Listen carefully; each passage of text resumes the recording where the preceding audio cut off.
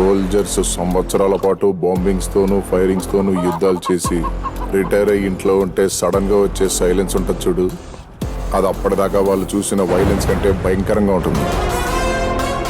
సేదు అంటే గుర్తుకు రావాల్సింది వయసు కాదు, భయం. భయం గుర్తుకు రావాలి.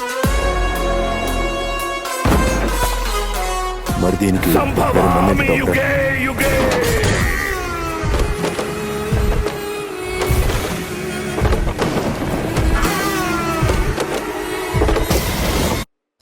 ఈ రాక్షసుల్ని వేటాడే బ్రహ్మ రాక్షసుడు వచ్చాడ్రా.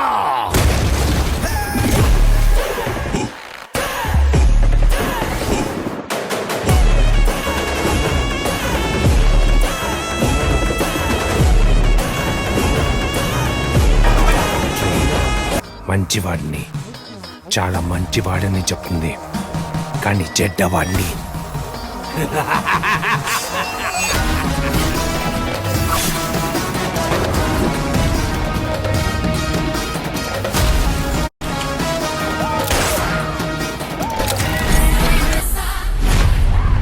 ఈ మూవీ పైన ఎక్స్పెక్టేషన్స్ నెక్స్ట్ లెవెల్లో ఉన్నాయనే చెప్పొచ్చు.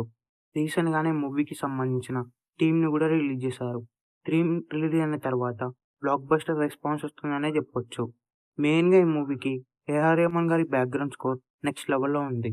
రీసెంట్గానే మూవీ సెన్సార్ కూడా కంప్లీట్ అయింది. ఈ movie run time 3 hours 8 minutes ఉండబోతుంది. మెయిన్గా ప్రీ క్లైమాక్స్ నుంచి క్లైమాక్స్ వరకు last 40 minutes emotion scenes next లెవెల్లో ఉండబోతున్నాయి. ఈ మూవీని బుచ్చిబాబు సన గారు డైరెక్ట్ చేయబోతున్నారు.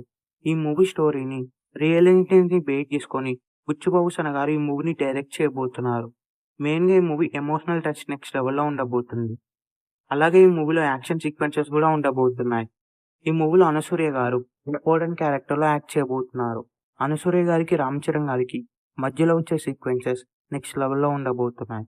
అలాగే శివరాజ్ కుమార్ గారు, జగపతి బాబు గారు కూడా ఈ మూవీలో ఇంపార్టెంట్ రోల్స్ చేయబోతున్నారు.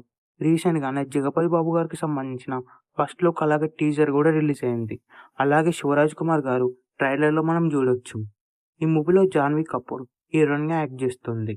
రీసెంట్గానే ఈ మూవీకి సంబంధించిన సెకండ్ హాఫ్ బ్యాక్గ్రౌండ్ స్కోర్ కూడా కంప్లీట్ అయింది.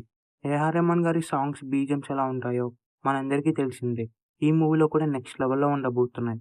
ఈ మూవీలో టోటల్గా 5 songs ఉండబోతున్నాయి.